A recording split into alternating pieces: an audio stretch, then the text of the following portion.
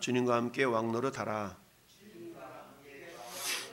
네, 6절 하반절 말씀 보니까 하나님과 그리스도 제사장이 되어 1000년 동안 그리스도와 더불어 왕노릇하리라. 아멘.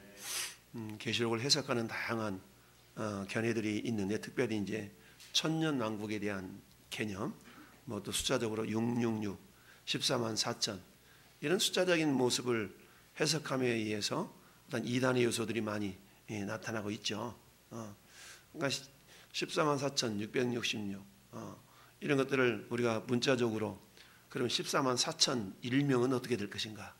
14만 4천 2명은 어떻게 될 것인가? 이렇게 따진다 그러면 14만 4천이라는 것이 문자적인 숫자가 아니라 상징적인 수라는 것을 우리가 이해하고 받아들일 수가 있는데 특별히 신천지 같은 경우는 어때요? 첫째는 14만 4천 안에 들은 사람들만 구원을 받는다라고 막 엄청나게 포교를 해댔죠. 그러다가 이제 14만 4천이 이게 채워지니까 이제는 뭐라고 그래요? 그 가운데 또 흰무리가 있어가지고 그 흰무리들 속에 포함되려고 그러면은 아무튼 뭐 일당 몇 명씩을 또 포교를 해야 되고 막 갈수록 이제 조건들이 하나씩 늘어나는 거예요. 이런 어떤 모습들을 보는데 이단의 어떤 그 논리라는 것이 점점 더 뭔가 조건을 하나씩 더 만들어내서 그러다 보니까 그들의 어떤 신학 또는 이런 이론이라는 것은 변화되지 않는 것이 아니라 시시각각 자기들의 입맛대로 변화가 되는 것을 봅니다. 어쨌든 오늘 계시록 20장은 그게 뭐 천년 왕국에 대한 이야기인데요. 천년 왕국을 어떻게 볼 것인가? 그래서 상징으로 볼 것인가? 어떻게 볼 것인가? 그게 이제 그 예수님의 재림을 기준으로 해서 천년 왕국에 대한 개념이 조금씩 다른데요. 그래서 보통 무천년설, 전천년설, 후천년설 크게 세 가지로 나누는데 또 세부적으로 말하면 역사적 전천년설이니 역사적 후천년설이 막 다양한 게 있어요. 근데 우리는 그런 것을 굳이 알지 못한다 할지라도 우리가 바른 믿음을 가지고 있으면 예수님이 언제 오시든 주님이 오늘 오시든 내일 오시든 주님과 함께 영원한 천국에 들어가는 그런 믿음의 삶을 살아갈 것이기 때문에 우리는 언제든지 이미 그러지만 아직은 우리는 이 두 사이에 살아간다 그랬죠. 이미 예수님의 초림으로 하나님의 나라는 이루어지고 있죠. 그렇지만 아직은 완전한 하나님의 나라가 아니다. 그래서 예수님의 초림과 재림 사이에는 어떤 긴장이 있어서 그 긴장 사이에 저는 여러분들 하나님께서는 베드로전서 2장 9절의 말씀처럼 너희는 왕 같은 제사장들이요 하나님의 나라요 그의 소유가 된 백성이니 이는 너희를 어두운 데서 불러내어 그의 기이한 빛에 들어가게 하시니 아름다운 덕을 선전하게 하려 함이라 라고 말씀하고 있습니다. 오늘 말씀의 제목이 주님과 함께 왕노릇하라 라는 말씀인데 주님과 함께 왕노릇한다는 건 뭡니까? 여러분 대통령이 어느 나라 임금이 왕이 사신을 보냅니다. 사신을 보내면 그 사신은 누구 이름으로 가는 거예요? 왕의 이름으로 가는 거죠. 한덕수 총리가 지금 뭐 하고 있어요? 왕 노릇하고 있죠. 왕 노릇하고 있어요. 대통령이 탄핵을 당해가지고 결과가 나오지 않고 있는 대기 기간이잖아요. 그러니까 대통령이 없으면 안 되니까 총리가 대신 대통령 그 역할을 감당하고 있는 것이죠. 그러니까 한마디로 말하면 총리는 뭐 하고 있는 거예요? 왕 노릇하고 있는 것이죠. 법에 의해서 왕 노릇하고 있어요. 그러니까 대통령이 해야 될 그 역할을 대신하고 있다라는 얘기입니다. 그러면 오늘날 하나님은 성도들에게 왕 노릇 하기를 원하시는데 우리의 만왕의 왕이 되신 분은 예수 그리스도죠. 예수님은 이 땅에 두 번 오시는데 예수님의 초림을 통하여서 그를 믿는 모든 자들에게 하나님의 자녀가 되는 권세를 주셨죠. 두 번째 예수님이 십자가에서 테텔레스타이 다 이루었다 말씀하시고 다 이루었다는 것은 뭡니까? 이제 모든 인류가 그들의 죄 때문에 죄값을 치르고 죽어져야 되는데 예수께서 모든 인류의 죄를 다 짊어지시고 죄값을 치르셨다는 얘기죠. 그러니까 그 누구도 자신의 죄값을 스스로가 치르지 않고 오직 예수 그리스도를 구주로 영접하는 자들은 예수님이 치르셨던 그 어떤 죄의 효력을 완전히 우리가 다 그 은혜를 덧입을 수가 있는 것이죠. 그래서 예수님의 십자가의 죽으심은 영원한 속죄요 모든 죄 사함 받는 그런 어떤 죄 문제를 해결하신 능력이 되는 것이죠. 그래서 누구든지 이제는 어때요? 예수 이름에 능력을 던집고 힘입어서 하나님의 은혜의 보좌 앞에 담대하게 당당하게 나갈 수 있는 존재가 되었다. 이게 하나님의 자녀죠. 그렇다면 오늘의 말씀의 제목처럼 주님과 함께 왕노릇한다라는 얘기는 한덕수 총리가 윤석열 대통령을 대신하여 왕 노릇하고 있지 않습니까? 그런 것처럼 위임받은 왕권, 저는 여러분들 이미 하나님의 자녀, 즉 예수 그리스도의 자녀된 존재로서 예수님은 이미 구원을 완성하셨고 이제 하늘 보좌 우편에 앉아 계시면서 그의 보혜사 성령님을 믿는 자들 속에 보내주셨죠. 그래서 이런 때요 우리 주님이 이제 구원을 완성하시는 그 구원을 적용시켜 나감에 있어서 성령을 의지하고 저는 여러분들을 통해서 여전히 구원받아야 될 많은 영혼들이 있지 않습니까? 예수님이 마치 제자들에게 건넌 마을로 가봐라. 거기는 매여 있는 나귀와 새끼 나귀가 있을 것인데 풀어 끌어오라. 가지고 오라. 그 임자가 말하기를 못담시 왜? 누가 가져가려고 그러냐? 그때 너 이렇게 얘기하라. 주가 쓰시겠다 그래라. 이렇게 얘기하죠. 이것은 상징적으로 우리가 해석한다 그러면 마귀 사탄에게 매여 있는 여전히 나귀처럼 매여 있는 존재들이 있다. 그 존재들은 누구한테 쓰임받고 있어요? 마귀 사탄에게 쓰임받고 있어요. 근데 그들을 풀어내서 이제 주님께 쓰임받는 존재로 이렇게 인도하는 것이 결국 뭐냐? 주님과 함께 왕노릇하는 그런 역할을 하는 것이죠. 그러니까 주님과 함께 왕노릇하는 귀한 사역은 한마디로 말하면 예수 그리스도의 십자가의 복음을 전하여서 여전히 멸망 가운데 있는 영혼들을 주께로 인도하는 그 사역에 동역하는 자. 마치 사도 바울이 우리가 하나님과 함께 일하는 자로서 너희를 권하노니 하나님과 함께 일하는 자. 이게 하나님의 동역자, 하나님의 봉사자라는 말씀으로 우리가 묵상을 했지 않습니까? 이런 것처럼 우리는 이미 하나님의 봉사자들이요 하나님과 함께 일하는 자들이에요. 여러분 내 힘과 내 능력으로 뭘 하겠습니까?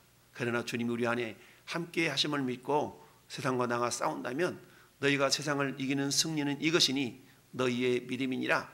왜냐? 우리 안에 계신 이가 세상에 있는 악간막의 사단보다 훨씬 큰 존재이기 때문이다 라는 얘기입니다. 여러분 하늘에서 하나님과 대적하기 위해서 사단의 우두머리였던 사단이 되기 전에 천사장 루시엘이 그를 따르는 천사들과 함께 반역을 일으키지 않습니까? 근데 그 반역을 이겼던 천사가 결국 어떻게 됩니까? 하늘로부터 내어 쫓김을 당하는 그런 계시록 12장 7절부터 12절 사이에 그런 말씀 우리가 알고 있습니다. 땅으로 내어 쫓겼어요. 그러니까 하늘에서 반역이 일어나서 전쟁이 있었는데 결국 누가 가서 물리쳤어요? 미가엘 천사가 가서 이겨냈던 것 아니겠습니까? 그래서 결국 땅으로 내어 쫓겼는데 오늘 1절 말씀 보니까 천사가 무저갱이 열쇠와 큰 쇠사슬을 그의 손으로 가지고 하늘로부터 내려와서 용을 잡으니 옛뱀 마귀요 사탄이라 잡아서 1000년 동안 결박하여. 이 1000년은 그럼 뭐냐? 이 1000년이라는 것은 숫자적인 1000년이 아니라 예수님의 초림부터 예수님의 재림까지 1000이라는 것은 뭡니까? 10 곱하기 10 곱하기 10이잖아요. 그러니까 10 곱하기 10 곱하기 10 10이라는 숫자를 보통 완전수라고 얘기를 하죠. 그래서 우리가 7을 완전수라고 그러는데 7에다가 3을 더한 거잖아요. 3은 뭡니까? 성부, 성자, 성령 이처럼 어떤 그 수를 말하는데 따라서 10이라는 숫자는 완전수를 말하는 거예요. 그래서 10 곱하기 10 곱하기 10 해서 완전수 3개가 합쳐져서 곱해져서 1000년이 되게 되는데 따라서 이 1000이라는 것은 완전한 수. 어떤 완전한 수냐? 예수께서 초림으로부터 재림까지 하나님의 나라를 확장시켜 나가야 될 그런 기간을 말하고 있죠. 그래서 이 1000년이라는 것은 예수님의 초림부터 재림까지 기간을 보통 1000년이라고 얘기한다. 이런 1000년 왕국에 대한 이론을 가지고 있는 해석을 보통 무천년설이라고 얘기합니다. 그리고 전천년설이라는 것은 1000년이 차기 전에 예수님이 재림하신 이후에 1000년의 삶이 있다라고 주장하는 학설들이 전천년설이라고 그러고, 후천년설이라는 것은 1000년이 지난 다음에 예수님이 재림하신다 라고 하는, 예수님의 재림을 기준으로 해서 예수님이 1000년 전에 오면 전천년설, 예수님이 1000년 뒤에 오면 후천년설. 그리고 예수님은 1000년이라는 기간이 상징적인 수이기 때문에 반드시 주님은 재림하신다. 그러나 그 1000년이라는 기간은 상징적인 기간이다 라고 말하는 것이 무천년설. 그래서 우리는 무천년설의 어떤 주장을 이렇게 따르고 있는 그런 모습이다라고 보시면 되겠어요. 자, 그렇게 해서 1000년 동안 결박을 당하는데요. 3절 말씀 보니까 무적행에 던져놓고 잠그고 그 위에 인봉하여 1000년이 차도록 다시는 만국을 미혹하지 못하게 하였는데 그 후에는 반드시 잠깐 노일이라 라고 그랬어요. 잠깐 노일이라. 여러분 지금 그런 게 사탄은 어떤 상태예요? 무적행에 결박되어 있는 상태죠. 그러나 결박당했다 할지라도 그 영향력이 완전히 사라진 건 아니다라고 우리가 얘기를 하죠.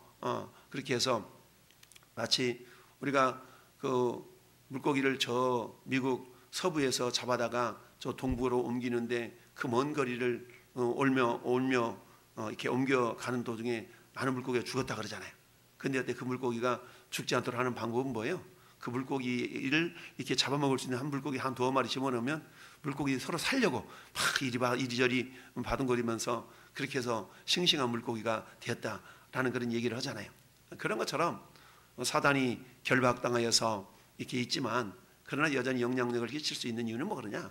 믿는 사람들로 하여금은 긴장관계 속에서 하나님의 존재와 하나님의 임재하심을 더욱더 의지하고 살 것을 우리 주님이 그렇게 원하시기 때문이고, 또 믿지 않는 자들에게 있어서는 어때요? 영원한 천국과 지옥이 있음을 깨닫도록 하기 위함인데, 어쩌다 우리는 그 하나님 깊은 뜻을 다 알 수는 없지만 분명한 사실은 예수 그리스도는 반드시 다시 오신다라는 얘기죠. 여러분 창세기 3장 15절을 우리가 보통 원시복음이라 그러거든요. 창세기 3장 15절은 한번 찾아봅시다. 뭐라고 말씀하고 있는가? 창세기 3장 15절. 내가 너로 여자와 원수가 되게 하고 또 내 후손도 여자의 후손과 원수가 되게 하리니 여자의 후손은 내 머리를 상하게 할 것이요 너는 그의 발꿈치를 상해할 것이니라 하시고 그랬죠. 너는 사탄을 말하는 거야. 뱀, 사탄. 그러니까 사탄으로 하여금 여자와 원수가 되게 하고, 여자 원수, 여자는 교회를 상징합니다.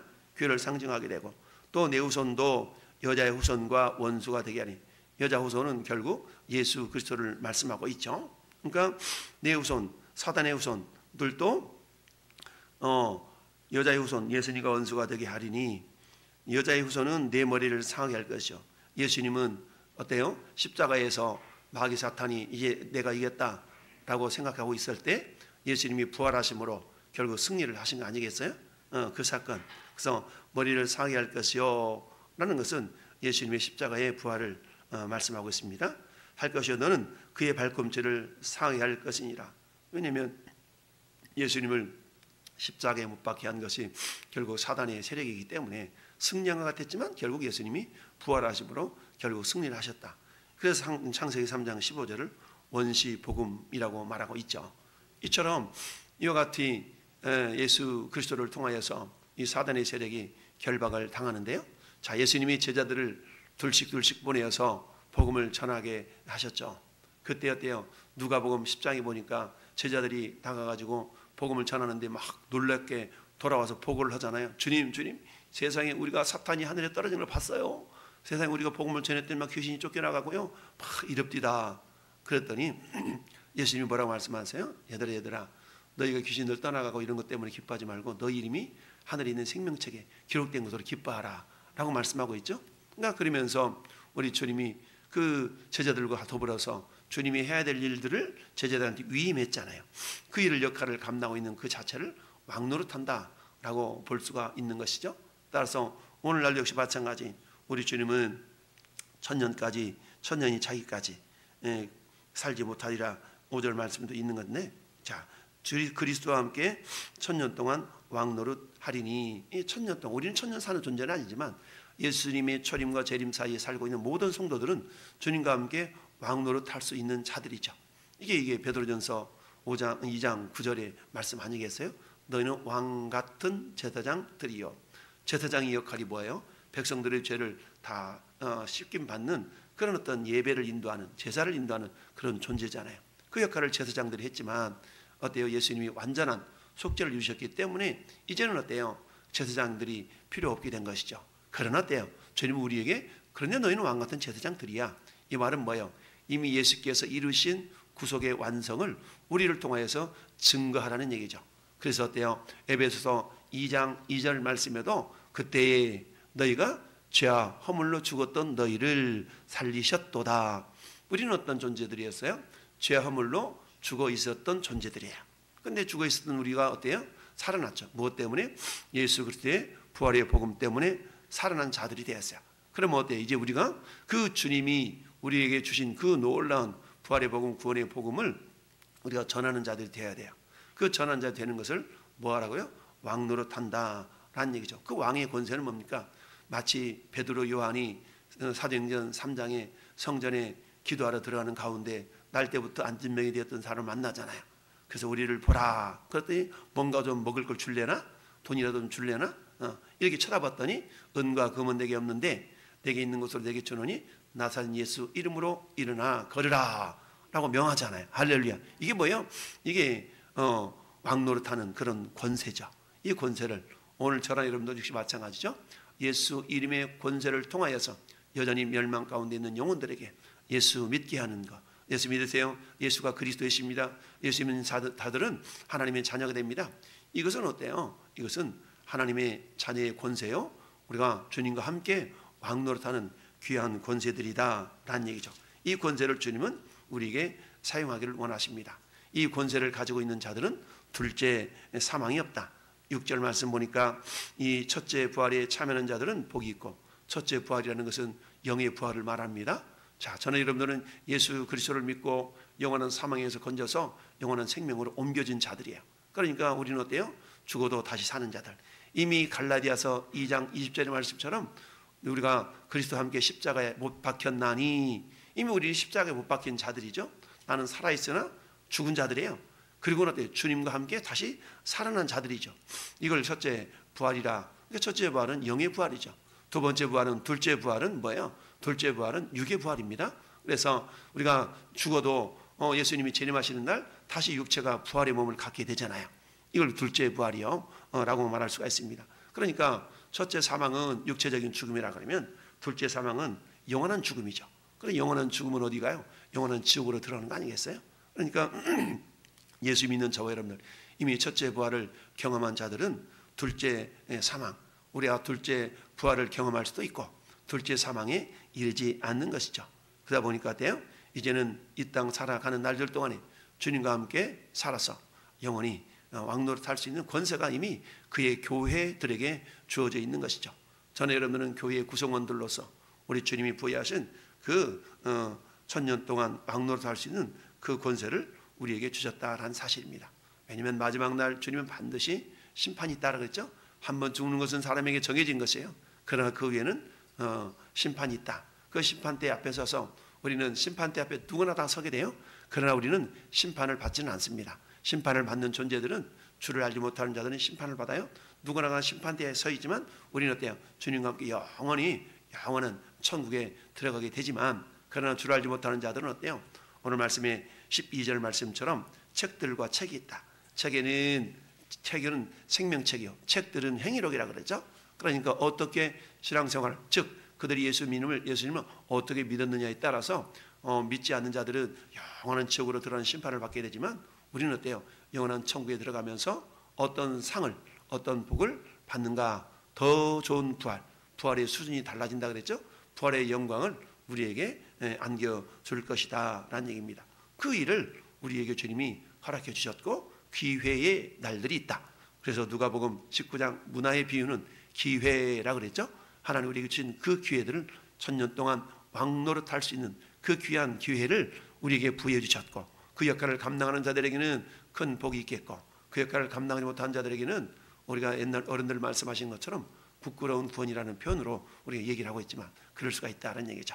어쨌든 오늘 한날도 주님과 함께 우리에게 부여하신 왕같은 제사장 역할을 잘 감당해서 여전히 멸망 가운데 떨어져가고 있는 영혼들에게 주의 사랑을, 주의 복음을 증거해서 그들도 함께 하나님의 나라를 이루어가는 귀한 일꾼들로 우리가 그렇게 그들을 인도할 수 있도록 오늘 한날도 우리가 그렇게 살아가기를 예수님의 이름으로 축원합니다. 아멘.